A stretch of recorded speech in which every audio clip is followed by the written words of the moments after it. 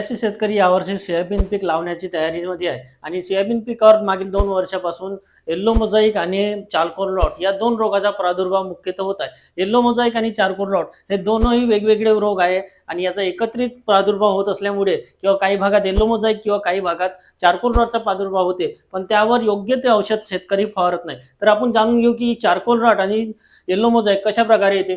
तर शेतकरी मित्रांनो, सोयाबीन पिकातील मुख्य दोन रोग या ठिकाणी आपल्याला पाहायला मिळते मागील 2 वर्षापासून. त्यातील एक म्हणजे चारकोल रॉट. चारकोल रॉट हा एक बुरशीजन्य रोग आहे. हा रोग म्हणजे जमिनीमधून फैलतो आणि जे सोयाबीन पिकाचे मुळं राहतात, सोयाबीन पिकाचे मुळं खाऊन टाकतात. त्यामुळे ते झाड आपल्याला वाढलेल्या अवस्थेत दिसते आणि अशा प्रकारे जिथे ठिकरे ठिकरे असतात त्या ठिकाणून चारकोल रॉटचा प्रसार होत असतो. तर अशा प्रकारे चारकोल रॉट हा रोग आहे.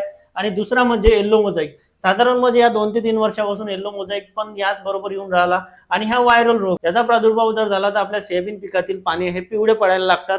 तर याचा प्रसार हा पांढऱ्या माशीमुळे होतो. जर उष्ण वातावरण जास्त राहिलं तर पांढऱ्या माशीचा प्रसार हा वाढत जातो आणि त्यापासून येल्लो मोझाईक रोग हा वाढतो. तर याचं नियंत्रणाकरता आपल्याला पांढऱ्या माशीचं नियंत्रण करणं गरजेचे असते आणि चारकोल रॉटच्या नियंत्रणाकरता आपल्याला बुरशीनाशकाची फवारणी घेणे गरजेचे असते. तुम्हाला जर योग्य औषध याचं जाणून घ्यायचं असेल तर मला कमेंट करा आणि अशाच शेतीविषयक माहिती जाणून घेण्याकरता माझ्या इंस्टाग्रामला फॉलो करा आणि युट्यूब चॅनलला सबस्क्राईब नक्की करा.